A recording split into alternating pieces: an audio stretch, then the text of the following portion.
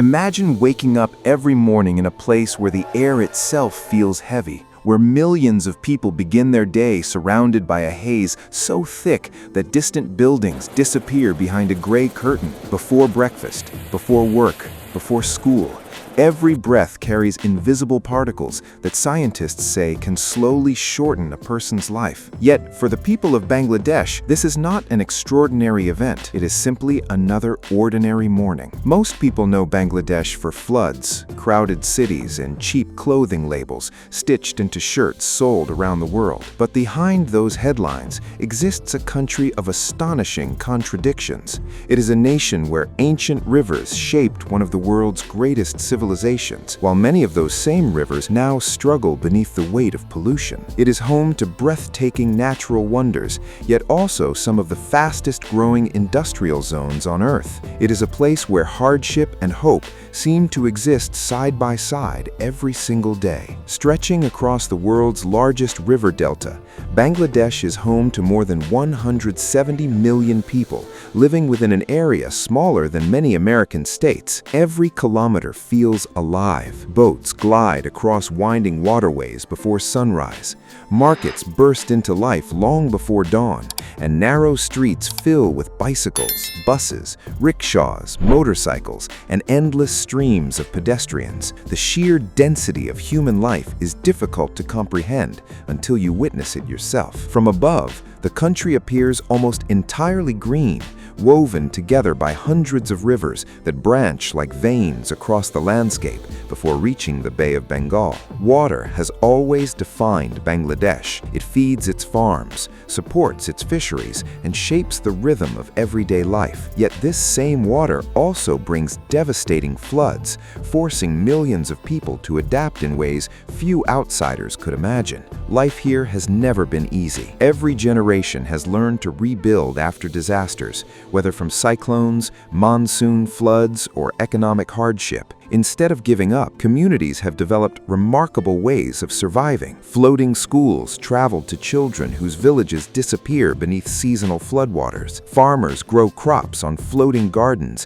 built from layers of aquatic plants. Entire livelihoods move with the rivers instead of fighting against them. But resilience comes with a price. Walk through the capital city of Dhaka and you immediately feel overwhelmed. The streets never seem to stop moving. Car horns blend with the sound of engines, street vendors, construction sites, and thousands of conversations happening all at once. The city never truly sleeps, it simply changes pace. Dhaka has become one of the fastest-growing megacities in the world, attracting people from every corner of the country in search of work. Every year, hundreds of thousands arrive, hoping to escape poverty in rural villages. For many, the city offers opportunity. For others, it delivers only another struggle. The demand for housing has exploded far faster than infrastructure can keep up. Apartment buildings rise beside crowded informal settlements. Modern shopping malls stand only minutes away from neighborhoods where families share tiny rooms and limited access to clean water. Wealth and poverty exist almost side by side, separated by only a few streets. Then there is the air. During certain months of the year, pollution levels rise so dramatically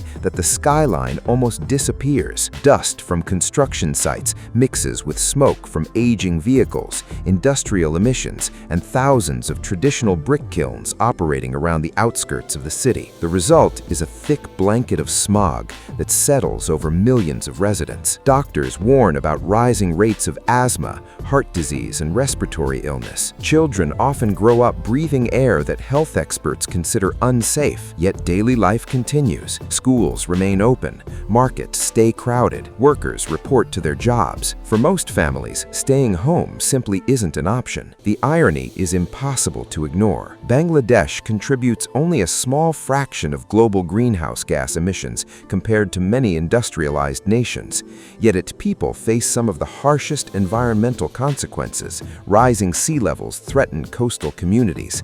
Stronger cyclones arrive from the Bay of Bengal. Salt water creeps into farmland that once produced abundant harvests. Still, despite these enormous challenges, Bangladesh refuses to stand still.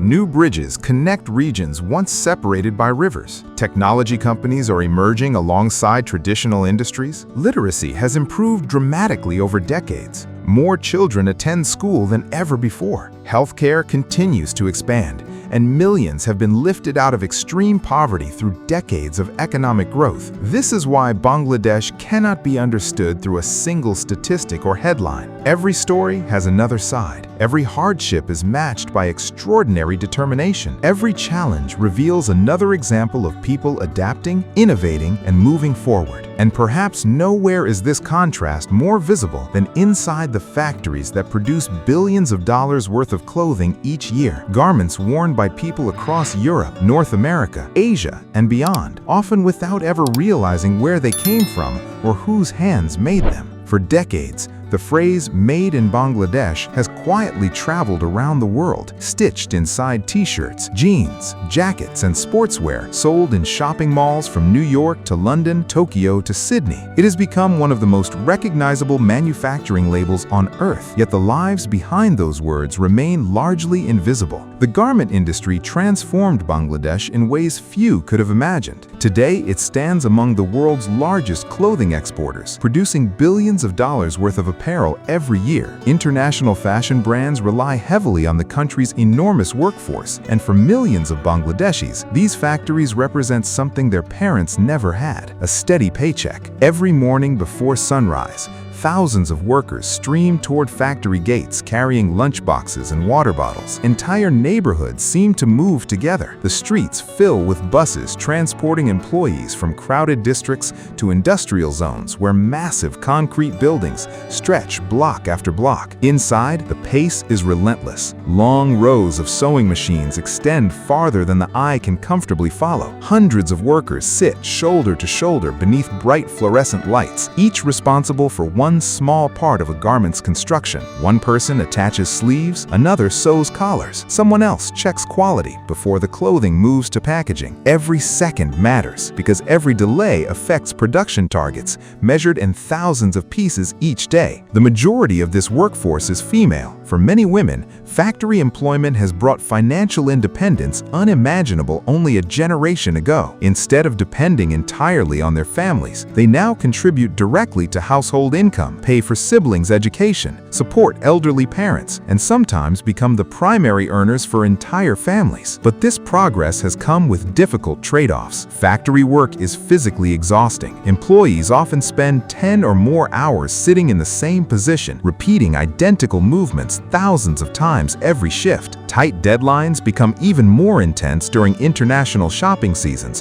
when overseas demand surges. The pressure to meet shipping schedules can be immense. Conditions have improved significantly since one tragedy forced the entire world to pay attention. In April 2013, the collapse of the Rana Plaza building shocked the international community. More than 1,000 workers lost their lives after the structure failed, making it one of the deadliest industrial disasters in modern history. Images of collapsed concrete floors and desperate rescue efforts spread across television screens worldwide, raising urgent questions about factory safety, building standards, and the true human cost behind inexpensive clothing. The disaster became a turning point. International brands, labor organizations, and the Bangladeshi government introduced stricter safety inspections across thousands of factories. Buildings were reinforced, fire exits improved, electrical systems upgraded. While challenges remain, workplace safety has become a far greater priority than it was before that tragic day. Yet, beyond the factories lies another environmental challenge few consumers ever consider. Producing colorful clothing requires enormous quantities of dyes and chemicals. In industrial districts, wastewater treatment has historically struggled to keep pace with rapid manufacturing growth. Some rivers flowing near textile zones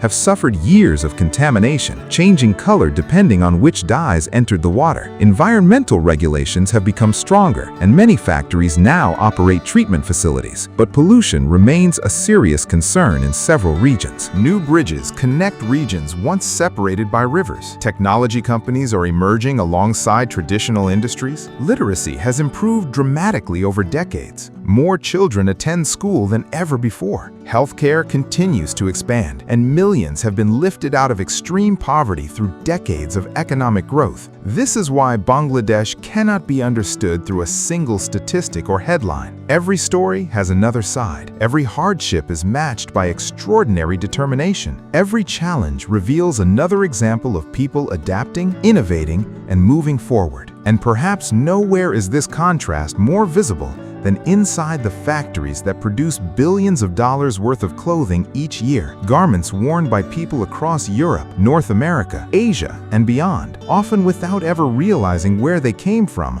or whose hands made them. For decades, the phrase "made in Bangladesh" has quietly traveled around the world, stitched inside t-shirts, jeans, jackets, and sportswear, sold in shopping malls from New York to London, Tokyo to Sydney. It has become one of the most recognizable manufacturing labels on earth, yet the lives behind those words remain largely invisible. The garment industry transformed Bangladesh in ways few could have imagined. Today, it stands among the world's largest clothing exporters, producing billions of dollars worth of apparel every year. International fashion brands rely heavily on the country's enormous workforce, and for millions of Bangladeshis, these factories represent something their parents never had: a steady paycheck. Every morning before sunrise, thousands of workers stream toward factory gates carrying lunchboxes and water bottles. Entire neighborhoods seem to move together. The streets fill with buses transporting employees from crowded districts to industrial zones where massive concrete buildings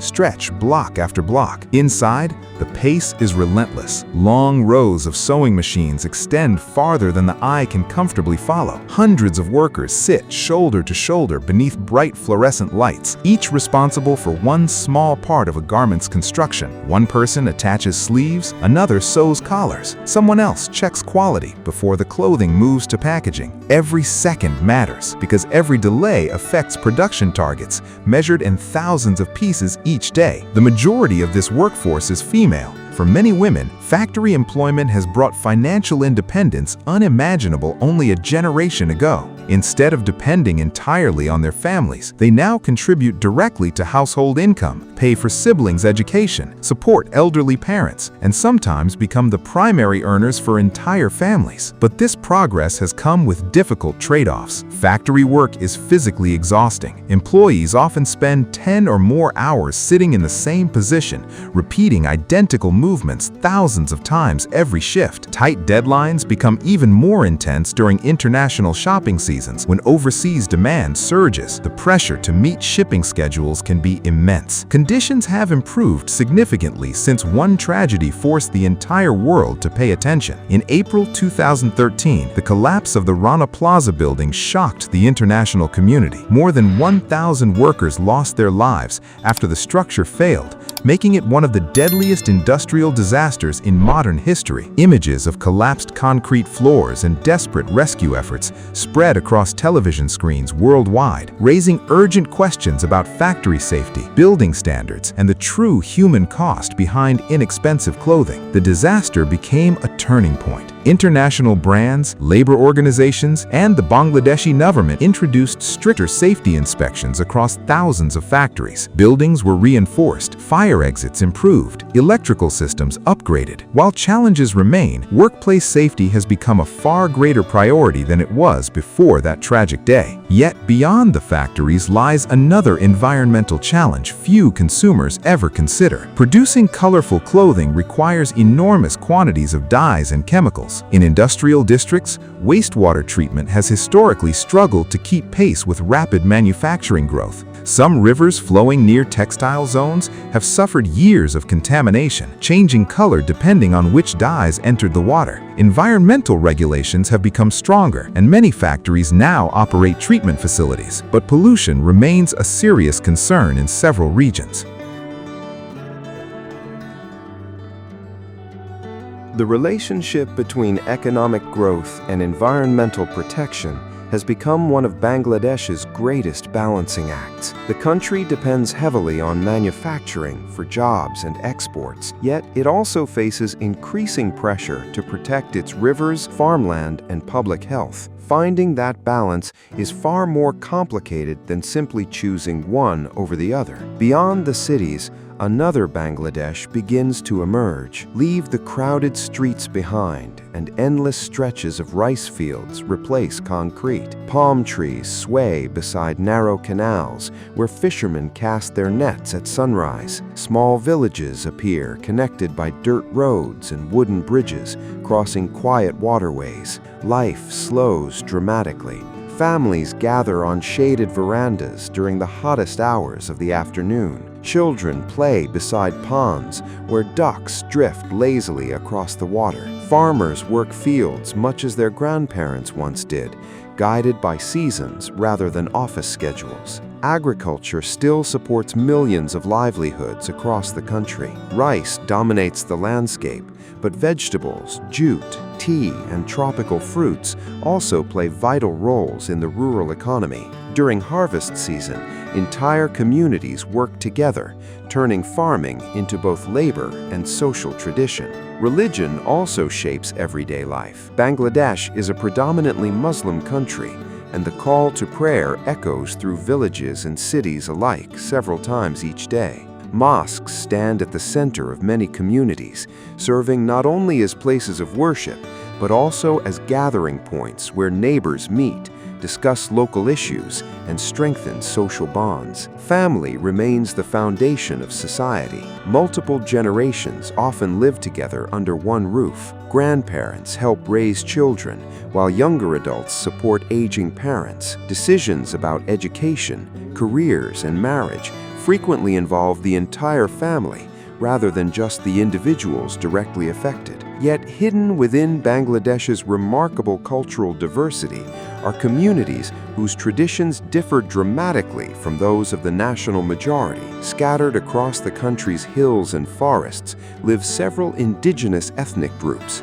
each preserving languages, customs, and social structures that developed long before the formation of the modern Bangladeshi state. Among these communities are the Garo, also known as the Mandi people, whose traditions have fascinated anthropologists for generations because they challenge many assumptions about gender roles, inheritance, and family life. Unlike the surrounding patriarchal society, the Garo have historically followed a matrilineal system in which property passes through the female line. Daughters inherit family land.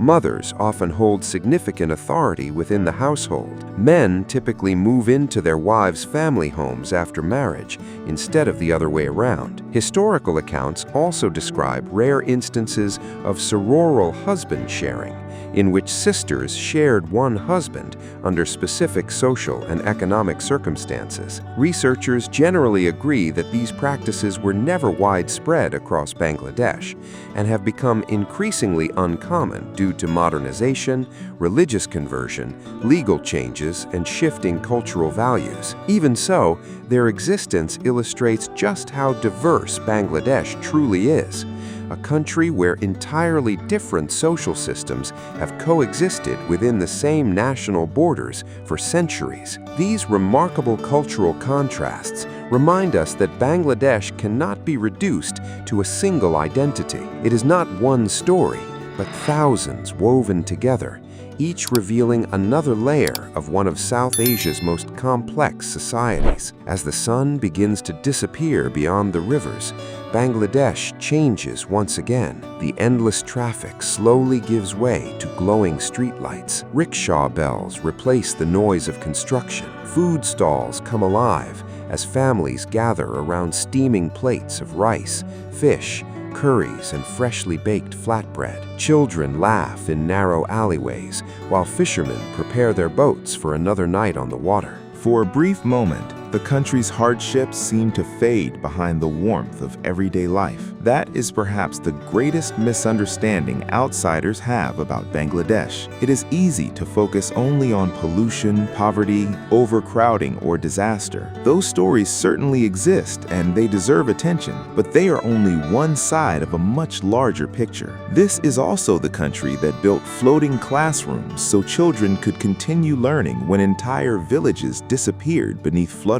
It is the country whose engineers developed floating farms instead of surrendering to nature. It is the country where millions of women entered the workforce and helped reshape an entire economy within a single generation. It is home to one of the largest mangrove forests on Earth, where the elusive Royal Bengal tiger still roams through tangled waterways unlike anywhere else on the planet. It is home to the world's longest uninterrupted natural sea beach, where thousands gather every evening to watch the sun sink into the Bay of Bengal. It is a nation where centuries-old traditions continue to exist alongside rapidly growing cities filled with smartphones, startups, universities, and ambitious young entrepreneurs dreaming of a different future. Bangladesh has often been described through statistics, population density, air pollution, flood risk, factory exports, economic growth, but numbers never tell the entire story. They cannot measure the determination of parents working impossible hours